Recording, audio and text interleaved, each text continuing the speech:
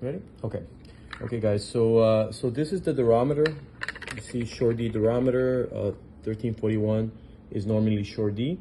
This is a simple durometer. We've tested it versus another durometer that we have that's more expensive for an R&D. Basically the same precision. This one costs about $180. I sent you guys the link. You zero it out just if you see anything different. And that's basically, so this is a very basic durometer that we're using. I don't think it's too expensive, and I don't think it's too expensive for the people in the field. So now these are the casts made with 1341 to check how hard it was, right? You can use any type of cast, seeing, let's say mold.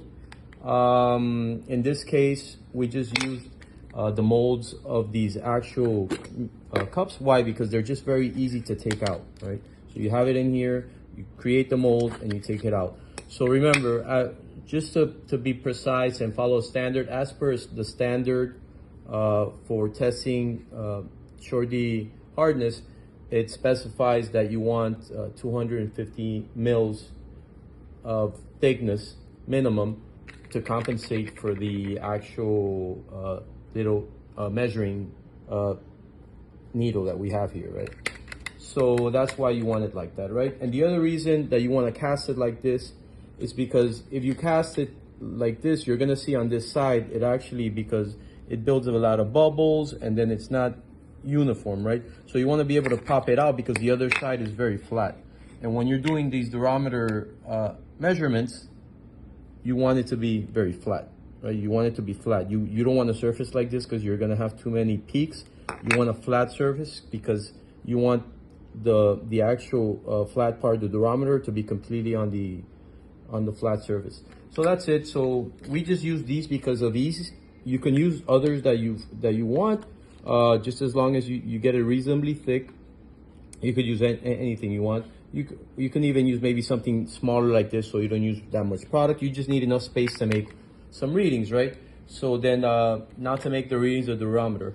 As per the standard, it just tells you to do 5 readings and get the average of those 5 readings, right? You can do 5, you can do 10, you can do whatever you want. The idea is just basically, here, let me try to, I'm righty.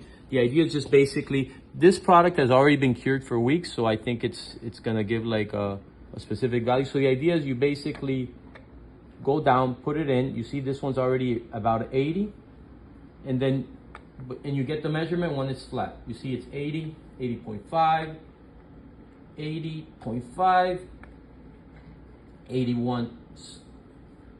So you look for the flat areas and you get some measurements. So this is 81. So this product's already been curing for, yeah, like 3 weeks. So it's measurement between 80 and 81. And that's fine because that's the full cure of the 1341. So what we're looking for is an average of 76. Anything 76 and above means it's ready to go. And that's basically the idea of the test. Very simple. You can do it in the field.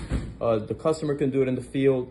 And once you have 76 short D on a nice casted flat surface, you just got to make it space enough so you can actually measure it, and you're good to go. It's something about the actual short D hardener. You measure it, you get the measurement once it's actually completely flat right away, right? So that's the first measurement, that one, the first one, because the thing is, like, there you go. Because you get the first measurement once it's flat, because then what happens is that the spring on the needle starts to release and it goes a little bit down. So you want that first peak measurement. Or look at a YouTube video if you want. But that's the idea behind it, okay? Very simple, but then we can limit a lot of these issues that we have for curing this product for LEP. That's it.